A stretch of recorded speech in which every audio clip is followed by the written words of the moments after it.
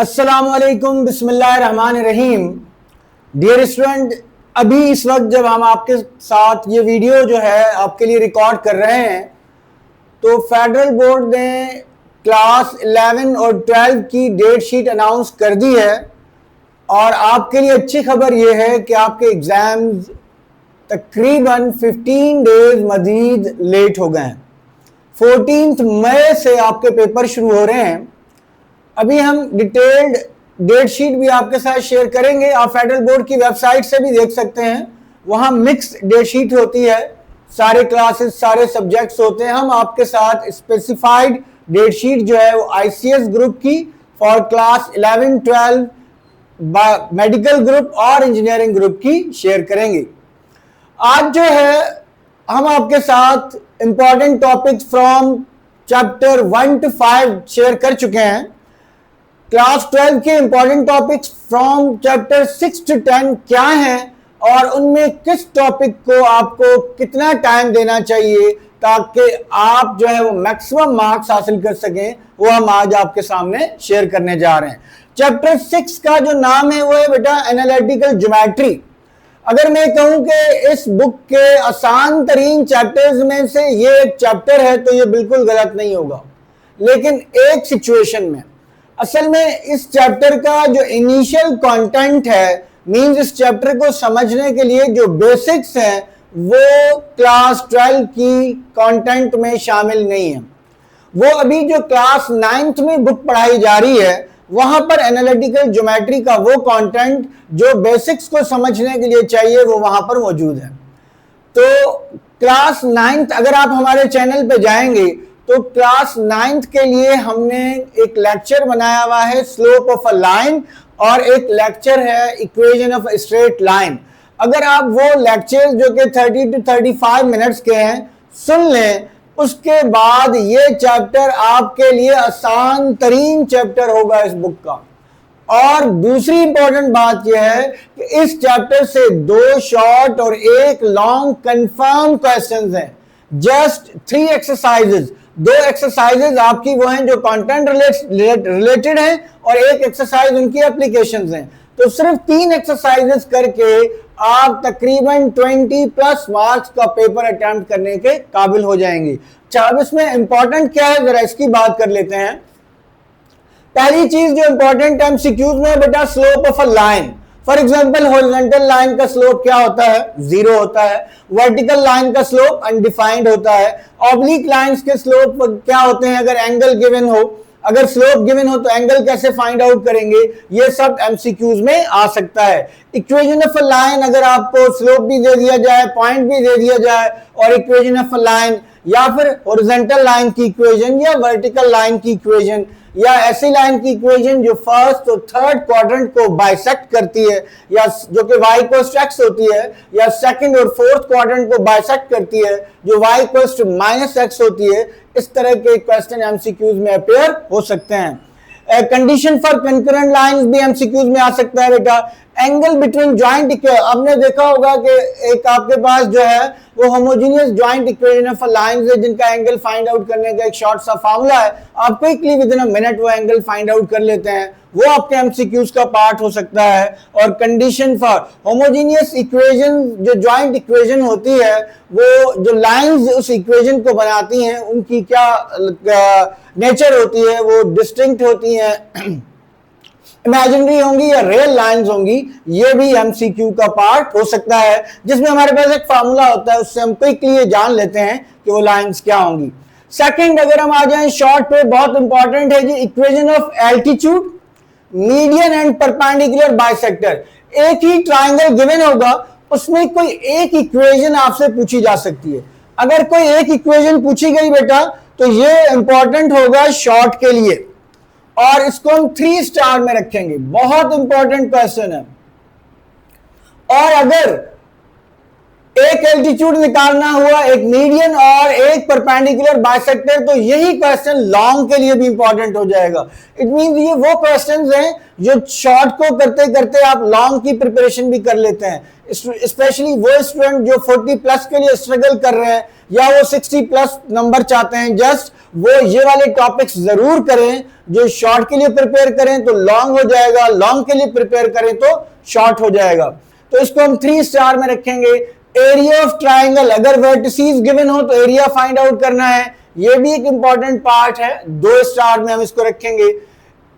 Area of triangle using area of to check collinearity of a point, area के formula को ये use करते हुए ये बताएं कि क्या पॉइंट्स कोलिनियर हैं या नहीं है। ये भी बेटा एक इंपॉर्टेंट है। अगर पेपर आसान क्वेश्चन यहां से पिक करना हो तो इस क्वेश्चन को पिक किया जा सकता है, हम इसको 2 स्टार में रखेंगे।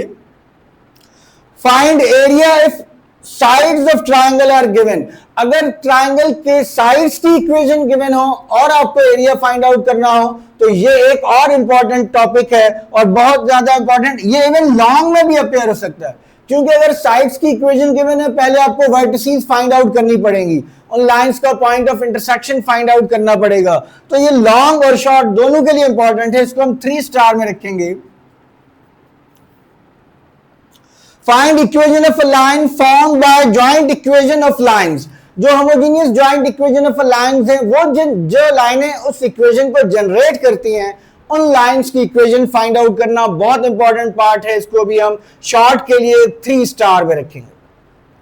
फिर लॉन्ग में क्या है, find joint equation of perpendicular lines if joint homogeneous equation of lines is given. अगर 2 लाइंस की जॉइंट इक्वेशन गिवन है, आपको वो जो लाइंस की जॉइंट इक्वेशन गिवन है, आपको उन लाइंस के परपेंडिकुलर लाइंस की जॉइंट इक्वेशन फाइंड आउट करनी होती है। ये बहुत ही इंपॉर्टेंट पार्ट है। इससे पहले जो पेपर्स होते रहे, तकरीबन 90+% चांसेस जो है वो ये वाला शॉर्ट, अगर एनालिटिकल ज्योमेट्री से कोई लॉन्ग क्वेश्चन बने तो ये वाला बनता रहा है। तो इसको हम बेटा 3 स्टार में रखेंगे लॉन्ग के लिए। एप्लीकेशन रिलेटेड क्वेश्चन, आजकल जो क्वेश्चंस का ट्रेंड है, जो फेडरल बोर्ड इंस्ट्रक्शन देता है अपने एग्जामिनर्स को, वो ऐसा क्वेश्चन क्रिएट करने की जिसमें एक ही क्वेश्चन में 3 से 4 सब पार्ट्स होते हैं। और जब आप वो, क्योंकि आपका एक क्वेश्चन डिवाइड होता है 2-2 मार्क्स में, तो वो इंपॉर्टेंट है एप्लीकेशन बेस्ड क्वेश्चन। कोई भी ऐसा क्वेश्चन जो है आपको रियल लाइफ का सिनेरियो दे दिया जाए, जिसका डेटा जो है उसके 3 या 4 पार्ट्स बना दिए जाएं, स्लोप फाइंड आउट करना, point of intersection find out करना, इक्वेशन फाइंड आउट करना, इस तरह का कोई भी क्वेश्चन क्रिएट किया जा सकता है, तो इसको भी हम 3 स्टार में रखेंगे।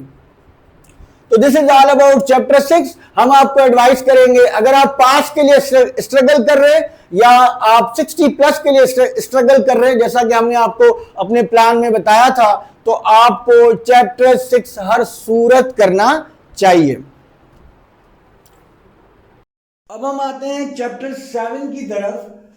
सबसे इंपॉर्टेंट चैप्टर जो है, जो कि स्टूडेंट को मुश्किल लगता है और 80% से ज्यादा स्टूडेंट इस चैप्टर को चॉइस में छोड़ देते हैं कि यहां से कोई क्वेश्चन आएगा तो हम स्किप कर देंगे। हालांकि ये ऐसा नहीं है कि ये चैप्टर जो है वो उतना मुश्किल है जितना स्टूडेंट इसको समझ रहे हैं। हम आपको एक तो ये बताएंगे कि कहां से क्या इंपॉर्टेंट है, और इस चैप्टर में से लॉन्ग क्या आता है, उस लॉन्ग के जो क्वेश्चंस हैं उन पे हम अलग से एक सेपरेट वीडियो बनाएंगे। अगर आप उन लॉन्ग के जो कंटेंट है, जो क्वेश्चन लॉन्ग से अपेयर होते हैं, उसको अगर आप अंडरस्टैंड कर लें तो आप कहेंगे तो बहुत आसान है। अगर आपको एनालिटिकल ज्योमेट्री आ गई, थोड़ा बहुत अलजेब्रा अगर आपको आता हुआ, तो आप इजीली अटेम्प्ट कर सकते हैं। अगर हम देखें कि एमसीक्यूज के लिए क्या इंपॉर्टेंट है, तो बेटा इसके जब आप शॉर्ट और लॉन्ग की प्रिपरेशन करेंगे तो ऑटोमेटिकली आपके एमसीक्यूज की प्रिपरेशन हो जाती है। फिर भी एसेंट्रिसिटीज ऑफ कॉनिक सेक्शंस, ये जो आपके 4 कॉनिक सेक्शंस हैं, इनकी एसेंट्रिसिटी क्या होती है। एसेंट्रिसिटी को जैसे ई से रिप्रेजेंट करते हैं। अगर मैं आपको क्विकली अभी बता दूं, सर्कल की एसेंट्रिसिटी 0 होती है, पैराबोला की एसेंट्रिसिटी 1 होती है, एलिप्स की इसेंट्रिसिटी 0 और 1 के दरमियान होती है। ये सर्कल की इसेंट्रिसिटी, पैराबोला, एलिप्स की इसेंट्रिसिटी और हाइपरबोला की इसेंट्रिसिटी ग्रेटर देन 1 होती है। उमूमन एक ऑब्जेक्टिव ये अपेयर होता ही होता है। दूसरा क्या हो सकते हैं कि आपको कोई इक्वेशन गिवन हो किसी भी कॉनिक सेक्शन की, उसका सेंटर, फोकस, वर्टेक्स या कोई एक चीज आपसे पूछी जाती है जो विद इन अ मिनट आप फाइंड आउट कर सकते हैं। वो जो मैंने आपको बताया कि जब आप इनको प्रिपेयर करेंगे तो ऑटोमेटिकली आपकी इनकी प्रिपरेशन हो ही जाती है। शॉर्ट की तरफ अगर हम आए तो इसमें इस चैप्टर में दो सिचुएशंस होती हैं। एक, आपको इक्वेशन गिवन होगी और आपको उसके एलिमेंट्स फाइंड आउट करने होंगे। वो इक्वेशन सर्कल की भी हो सकती है, पैराबोला की भी हो सकती है, हाइपरबोला की भी हो सकती है, एलिप्स की भी हो सकती है। और उसके एलिमेंट्स क्या होते हैं, जैसे सर्कल है उसके एलिमेंट्स रेडियस है, सेंटर है। अगर आपका पैराबोला है तो उसके एलिमेंट्स वर्टेक्स हैं, एक्सिस, इक्वेशन ऑफ एक्सिस है, इक्वेशन ऑफ लेटस रेक्टम है, फोकस है। तो इस तरह की चीजें, अगर हाइपरबोला, एलिप्स वगैरह है तो सेंटर, एसेंट्रिसिटीज, वर्टिसेस वगैरह ये सारे इनके एलिमेंट्स होते हैं। तो वो इक्वेशन अगर गिवन हो, एलिमेंट्स फाइंड आउट करना हो, लेकिन इसमें इक्वेशन जो होगी वो स्टैंडर्ड इक्वेशन होगी, ये इंपॉर्टेंट बात है।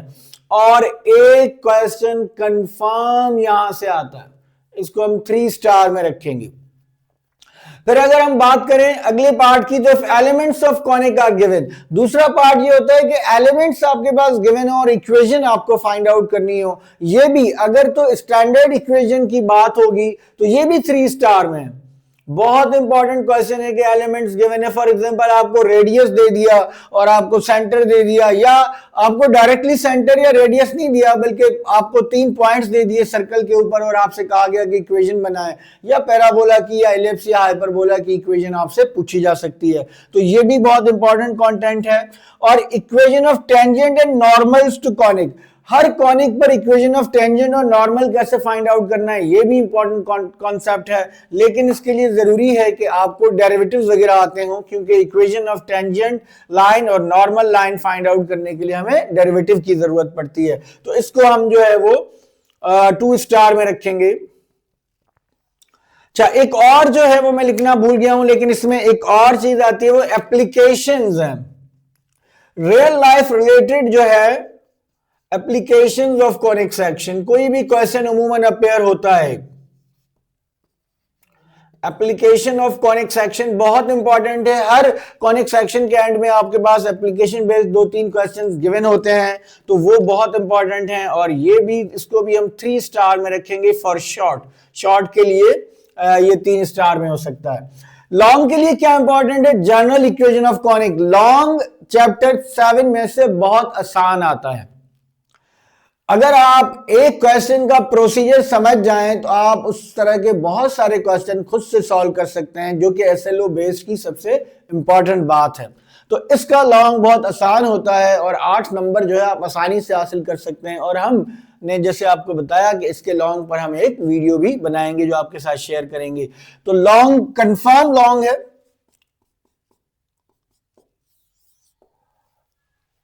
3 शॉर्ट और 1 लॉन्ग तो कंफर्म होते हैं, और 2 से 3 जो है वो एमसीक्यूज हो सकते हैं, और 4 शॉर्ट और 1 लॉन्ग भी हो सकते हैं। तो तकरीबन 25 प्लस मार्क्स का पेपर यहां से अपेयर होता है। तो इस चैप्टर को आप जरूरी नहीं है कि सारे, अब जितना टाइम है आपके पास, आप सारे हर चीज हर कंटेंट करें। जो कंटेंट आपके एसएलओ बेस के लिए बहुत इंपॉर्टेंट है, पेपर के लिए बहुत इंपॉर्टेंट है, उस कॉन्सेप्ट को आप अंडरस्टैंड कर लें, ताकि उससे रिलेटेड कोई भी क्वेश्चन आए तो आप इजीली अटेम्प्ट कर सकते हो। अगर हम बात करें चैप्टर 8 की, तो चैप्टर 8 है जी इनवर्स ट्रिग्नोमेट्रिक फंक्शंस। ये चैप्टर भी इस हिसाब से इंपॉर्टेंट है कि इसमें से 2 शॉर्ट आपके अपेयर हो सकते हैं, और वो जो 2 शॉर्ट अपेयर होंगे वो स्पेसिफाइड 2 से 3 टॉपिक्स हैं जहां से वो शॉर्ट अपेयर हो सकते हैं। तो इसलिए उनको कवर करना आपके लिए आसान होगा। एमसीक्यूज जो है वो प्रिंसिपल वैल्यूज जो है वहां से अपेयर हो सकते हैं। एक्चुअली जो इनवर्स ट्रिग्नोमेट्रिक फंक्शंस हैं वो एक स्पेसिफाइड डोमेन में एग्जिस्ट करते हैं। तो इसलिए उन इनवर्स ट्रिग्नोमेट्रिक फंक्शंस को principal sine function, principal cosine, principal tan and principal secant, cosecant and cot functions कहते हैं। तो उनका जो डोमेन और रेंज होता है वो भी रिस्ट्रिक्टेड होता है। तो वो डोमेन और रेंज में से अक्सर एक एमसीक्यू अपेयर होता ही होता है। तो अगर आप इस चैप्टर के रिव्यू एक्सरसाइज के एमसीक्यूज कर लें तो यहां से जो 2 एमसीक्यूज अपेयर होंगे वो आप इजीली अटेम्प्ट कर सकते हैं। शॉर्ट में अगर देखा जाए तो इनवर्स ट्रिग्नोमेट्रिक फंक्शन आइडेंटिटीज हैं आपके पास। जिस तरह आपने फार्मूला पढ़ा साइन अल्फा प्लस बीटा का, इसी तरह फार्मूलाज हैं sine inverse of A plus sine inverse of B. जिस तरह आपने फार्मूला पढ़ा sine P plus sine Q का, इसी तरह साइन इनवर्सेस के सम और डिफरेंसेस के फार्मूलाज हैं। उन फार्मूलाज के बुनियाद पे कुछ आइडेंटिटीज का प्रूफ जो है वो आपके एग्जाम का हिस्सा होता है। तो वो आइडेंटिटीज हमें वो फार्मूलाज हमें आने चाहिए ताकि हम उन आइडेंटिटीज को प्रूव कर सकें और इससे रिलेटेड क्वेश्चन बहुत स्ट्रॉन्ग चांसेस हैं कि यहां से क्वेश्चन अपेयर हो। इसको हम 3 स्टार में रखेंगे।